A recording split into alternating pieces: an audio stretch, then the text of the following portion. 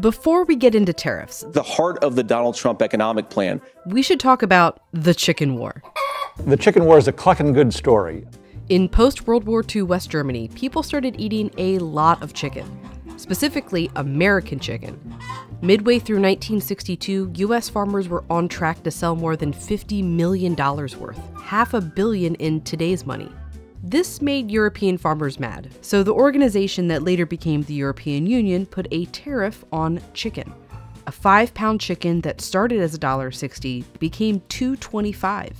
Imports quickly dropped. U.S. chicken farmers and politicians were furious. And we thought Germany's our big market for chicken, and so if we hurt the Germans, maybe we'll get them to change their mind on chicken. So the U.S. put a 25% tariff on trucks, like Germany's Volkswagen. And it worked. Their truck sales in the US fell by half, and they never really recovered. Meanwhile, Germans paid more for their chicken, and Americans had fewer truck options. It's kind of a perfect example of what tariffs do: hurt consumers while protecting very specific industries, or attempt to get countries to change their behavior. While they haven't been a large part of trade policy in decades, former President Donald Trump wants to change that. Some might say it's economic nationalism. I call it common sense. I call it America first. President Trump has really sort of brought a lot of people out to think that tariffs might be something that's useful in America's economic arsenal in a way that hasn't been used in the past. Here's how tariffs work and what Trump's proposals would do. Let's start in 2018, when President Trump put tariffs on washing machines. We're going to benefit our consumers, and we're going to create a lot of jobs. Since then, whenever a washing machine is imported to the U.S., the company on the U.S. side doing the importing pays a tariff to the U.S. government.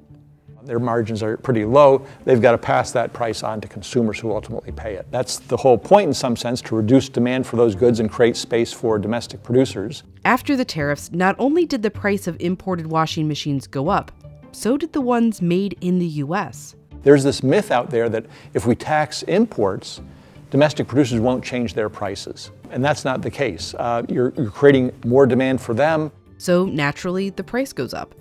And it wasn't just washers. Dryers went up in price too, even though they weren't part of the tariffs. Usually it's the case, if you buy a washer, you buy a dryer. So even though dryers weren't directly affected by the tariff, they were indirectly affected by the shift in demand. Now, it wasn't all bad. These tariffs did create a lot of jobs. About 1,800, mostly from those foreign companies like Samsung and LG opening plants in the US. And a study found the US collected $82 million annually. But because of those price increases, it cost consumers $1.5 billion more. So they basically paid $815,000 per job. This is a very expensive job creation program. And so that's another reason why economists don't like tariffs. They're much more cost-effective, more efficient ways of increasing employment in those industries. These weren't the only tariffs Trump created in 2018. The big ones were on steel and aluminum. Those were really designed to punish China for its transgressions of international trade rules. Also for national security. They're used to make a lot of military equipment, but also everyday things like cars. All the industries that use steel have to pay the higher price. That squeezes their profit margins, and it also puts them at a competitive disadvantage against foreign producers of those same goods who don't have to pay those inflated costs for their inputs. And so a lot of studies have shown that you lose jobs, as many if not more jobs in those downstream industries as you gain in the upstream industries that are being protected by the tariffs. Many studies on the 2018 tariffs found some pros, some cons. Manufacturing jobs, which were on the decline, didn't increase, but they did level out. The overall economy lost jobs, mostly in those downstream industries, and the costs of the tariffs were passed on to U.S. companies and consumers. So not great for the economy, but it did motivate U.S. companies to move out of China and made supply chains more resilient. But it didn't change much of China's behavior, and in many ways they became more aggressive. But here's the thing. Even with all the economic downsides, a review by the Biden administration suggested Trump's tariffs should remain, and the administration should add or increase them, which they did. Once tariffs get in place, there are two factors that sort of keep them in place for some time. First of all, there are going to be domestic interest groups that have a stake in seeing those tariffs maintained because they like the extra market share that they've gained as a result of those tariffs. And second of all, tariffs are a bargaining chip. So why would we sort of unilaterally get rid of these, even if there's some economic benefits, when we might use it in some negotiations down the road? Tariffs are really hard to remove. It's why, 60 years later, there's still a 25% tariff on trucks, even though U.S. chicken farmers no longer care about selling in Europe. So we're still living with the legacy of the chicken war.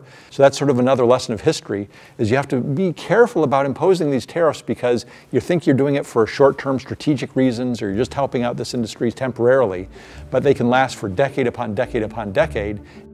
Tariff policy is kind of old. Even by the chicken war, they were only imposed on around 7% of U.S. imports. Trump's plan for a second term is to bring them back dramatically. This is the policy that built this country, and this is the policy that will save our country. He's proposing a 60% tariff on everything from China, and a 10 or even 20% on every import from every other country. Countries are going to finally, after 75 years, pay us back for all that we've done for the world. Multiple independent studies looked at the possible effects. One found it would cost the average American household $1,700 from higher prices. Another found it could cost more than 684,000 jobs. And they don't factor in how domestic goods might get more expensive, or retaliatory tariffs from other countries. They're not going to take this lying down. They're not going to change their behavior in some way to appease the administration that imposes such tariffs. They're going to retaliate. So not only will U.S. imports shrink, but U.S. exports will shrink as well. Trump wants to use these tariffs as a revenue stream for the U.S. to pay for tax cuts. As tariffs on foreign countries go up, taxes on American workers and families come down. Studies found his proposal would likely bring in around $250 billion per year, about 5% of what the federal government currently brings in with taxes. So if tariffs are harmful, always harmful even to the economy, why is Trump so focused on them? In the last 20 years, China has gotten aggressive, investing in manufacturing to become the world's largest exporter. Even today, they invest more than any other country. It has let them export things like steel and aluminum at below market values. That, coupled with numerous trade rule violations, allowed President Trump to really restart the whole discussion about using tariffs to achieve certain objectives, such as punishing other countries, and the Biden administration has just continued that. So the whole environment has really changed from 20 years ago, when trade policy was pretty quiet business, and now we're talking about industrial policy, tariffs, subsidies, and all these different interventions because the whole global and geopolitical environment has changed quite dramatically. And it would change even more dramatically with Trump's proposed tariff plan. In the short run, we know the economy will suffer. In the long run, no one really knows. Will it be a war between the US and the rest of the world, or the Western world against China? Trump wants to play a game of chicken to find out.